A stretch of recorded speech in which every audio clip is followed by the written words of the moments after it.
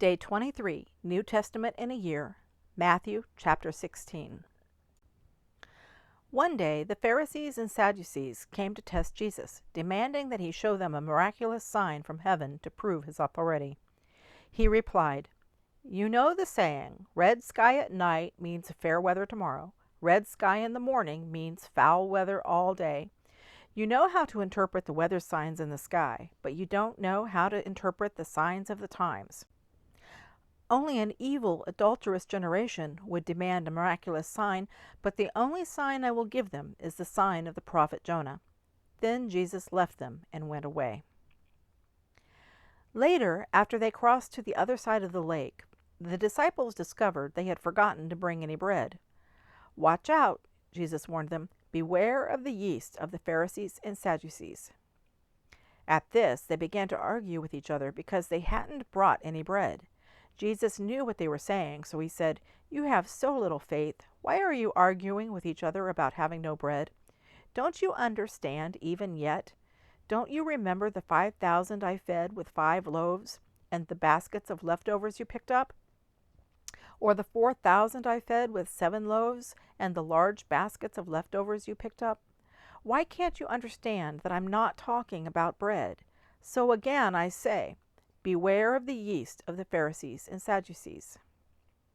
Then at last they understood that he wasn't speaking about the yeast and bread, but about the deceptive teaching of the Pharisees and Sadducees. When Jesus came to the region of Caesarea Philippi, he asked his disciples, "Who do people say that the Son of Man is?" "Well," they replied, "some say John the Baptist, some say Elijah, and others say Jeremiah or one of the other prophets." Then he asked them, "But who do you say I am?" Simon Peter answered, "You are the Messiah, the Son of the living God."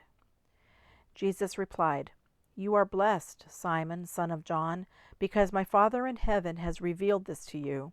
You did not learn this from any human being. Now I say to you that you are Peter, which means rock, and upon this rock I will build my church, and all the powers of hell will not conquer it. And I will give you the keys of the kingdom of heaven. Whatever you forbid on earth will be forbidden in heaven, and whatever you permit on earth will be permitted in heaven." Then he sternly warned the disciples not to tell anyone that he was the Messiah. From then on, Jesus began to tell his disciples plainly that it was necessary for him to go to Jerusalem, and that he would suffer many terrible things at the hands of the elders, the leading priests, and the teachers of religious law. He would be killed, but on the 3rd day he would be raised from the dead. But Peter took him aside and began to reprimand him for saying such things. "Heaven forbid, Lord," he said, "this will never happen to you." Jesus turned to Peter and said, "Get away from me, Satan. You are a dangerous trap to me. You are saying things merely from a human point of view, not from God's." Then Jesus said to his disciples, "If any of you wants to be my follower, you must give up your own way, take up your cross, and follow me. If you try to hang on to your life, you will lose it. But if you give up your life for my sake, you will save it. And what do you benefit if you gain the whole world, but lose your own soul? Is anything worth more than your soul? For the Son of Man will come with his angels in the glory of his Father, and will judge all people according to their deeds.